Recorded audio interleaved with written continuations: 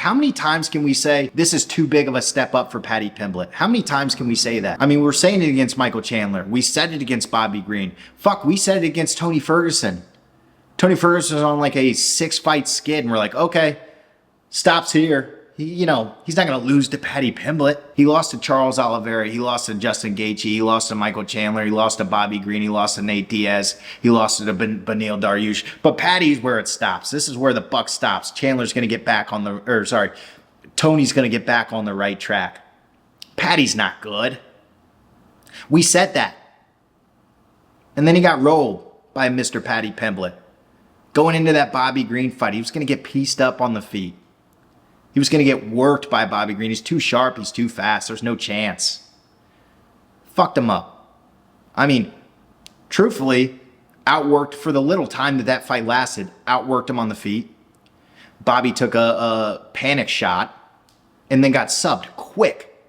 When you go to the ground with Paddy Pimblett, make no mistake, this motherfucker is a savage. A savage. His technique is incredible. He rolls through submissions. He's, in that Bobby Green fight, he slid through like 3 submissions in the course of like 30 seconds and put him to sleep. Triangle, armbar, sleep. And if you look back at some of his other submissions, even when he was getting like rear naked chokes and things like that, he's really good at pinning arms into that triangle. You know what I'm talking about? I think it was against Jordan Levitt. He trapped his arm into his triangle when he was in the backpack and then supped him. I mean, he's fucking nasty. And people are saying, Paddy can't submit Michael Chandler. Charles Oliveira couldn't.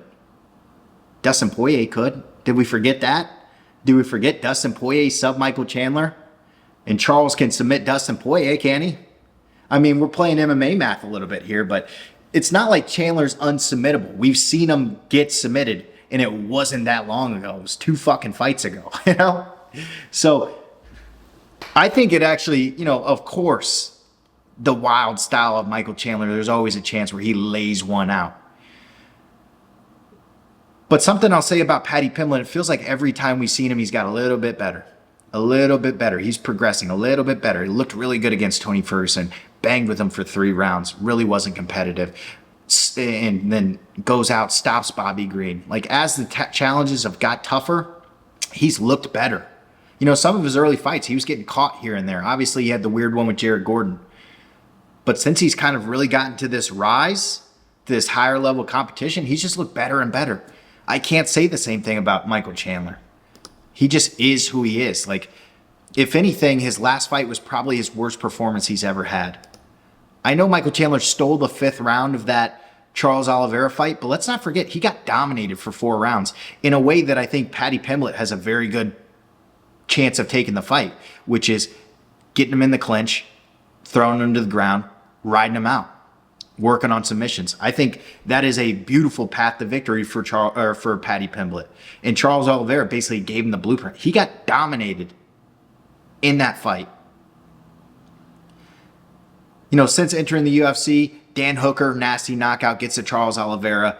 Title fight off of that, gets knocked out, goes to war with Justin Gaethje.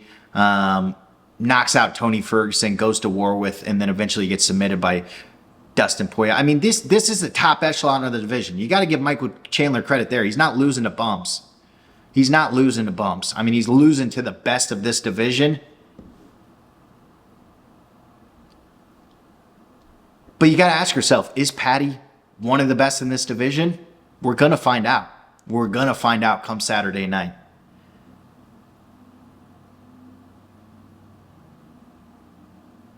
It's a fucking interesting fight. It is a really, really fun fight. Whatever happens, it's going to be fireworks. We know that. That's just the way that both of these guys fight. They turn up the crowd.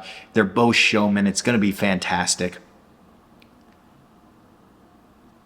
But I don't know if we can keep... If Paddy Pimblett gets over Michael Chandler, we got to stop with this. This is too big of a step up. We just got to stop. We're not going to, because this next fight is going to be against Justin Gaethje or, Charles Oliveira. We're going to say it again. We're going to say it again. I know we are. But fuck, he's looked good, brother. You got to start giving the guy a little bit of credit because he's looked fucking good.